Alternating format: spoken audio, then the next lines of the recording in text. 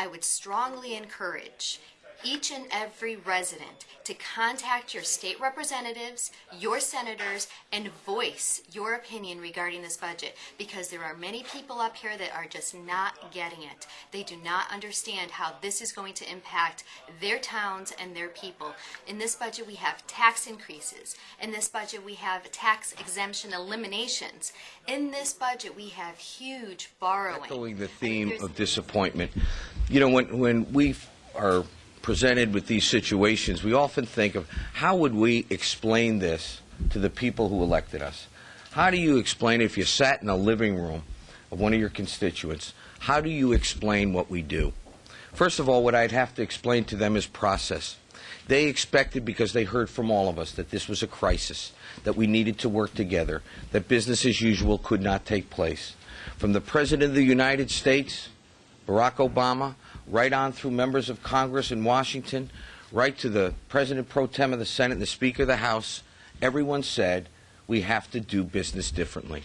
And what are the facts? Believe it or not, in this crisis, the Appropriations and Finance Committee, the two most important committees at a time like this, refused to allow their Republican ranking members in the room to screen bills. That was the way it was. That's the way it continued to be.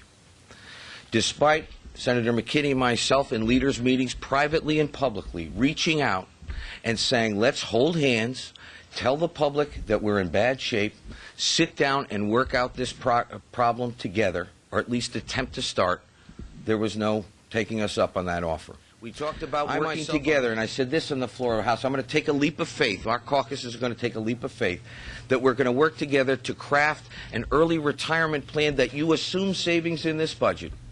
We have not had one meeting to even discuss the parameters, the outline, the idea of an early retirement plan. So that is disappointing at best. It translates to business as usual. So when I'm sitting in that living room with my constituents, these are the questions I have to answer, and these are the things I have to tell them. I have to say that if you make $132,000 a year, your taxes, your income tax is going to go up 20%. I have to tell my constituents that the estate tax, already one of the highest in the United States of America, is going up again, another 30%.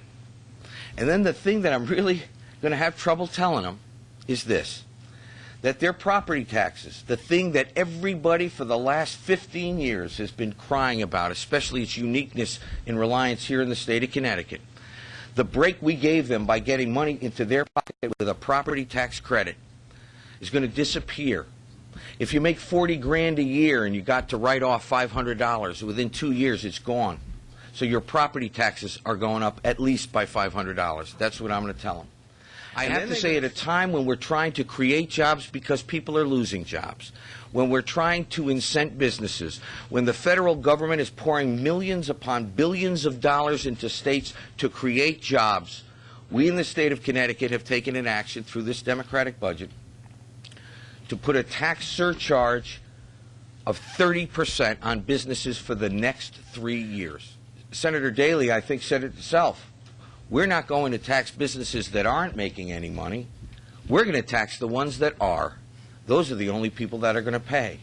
Well, by definition, those are the only. So guess what? You know how we're going to fix this problem? We're going into your pocketbook again. We're going into your wallet. That's what we're going to tell them. And then they're going to say to me, why, though? What did you do before you got to that point? Did you consolidate any agencies? Did you take the Department of Agriculture and merge it with the Department of Environmental Protection? Did you take our higher education structure and take the chancellor's offices on 2 levels and combine it with the Department of Higher Ed? Did you cut one job? Did you sell off an asset? Did you look at that? And I got to say to them, based on this budget, we didn't do a thing. We didn't lay off one person. We said that every single program we have thus far that currently costs us $18 billion is a good program, that it's a necessary program, that it has no waste, it has no duplication, and we couldn't cut it. Oh, we trimmed around the edges a little bit, but we couldn't cut it.